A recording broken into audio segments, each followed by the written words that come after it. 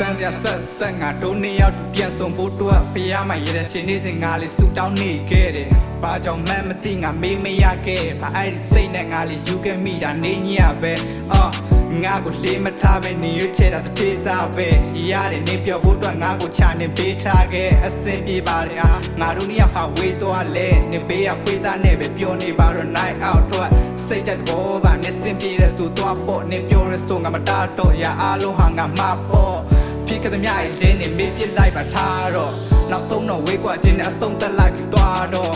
စိတ်ချတဲ့ဘောပါနေစင်ပြေမယ်ဆိုတော့ပေါ်နေပြောရဲဆိုငါမတားတော့ရအားလုံးဟာငါမပေါ့ဖြစ်ကတဲ့မြရဲ့လင်းနေမေးပြလိုက်ပါထားတော့နောက်ဆုံးတော့ဝေးကွာခြင်းနဲ့ဆုံးသက်လိုက်ပြီးသွားတော့ငါကိုလေးမထားပဲနေရွေးချယ်တာတစ်သားပဲရတယ်နေပြောဖို့တော့ငါကိုချနင်းထားခဲ့အစင်ပြေပါတယ်ဟာငါတို့နှစ်ယောက်ဟာဝေးသွားလဲနေပေးရခွေးသားနဲ့ပဲပြောလိုက်ပါတော့တွေးမထားနဲ့အခြားတယောက်လက်ကိုနေတွေ့သွားတာပြောနေရလားအခြားတယောက်လက်ကိုနေတွေ့သွားတာပြောနေရလား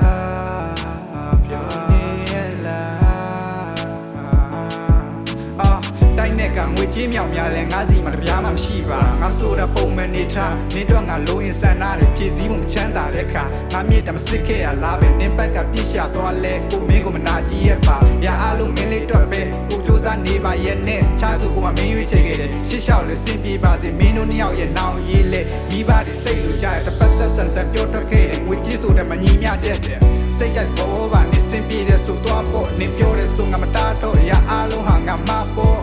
ဖြစ်ခဲ့တဲ့မြရဲ့လင်းနေမေးပြလိုက်ပါထားတော့နောက်ဆုံးတော့ဝေးကွာခြင်းနဲ့အဆုံးသက်လိုက်ပြီးသွားတော့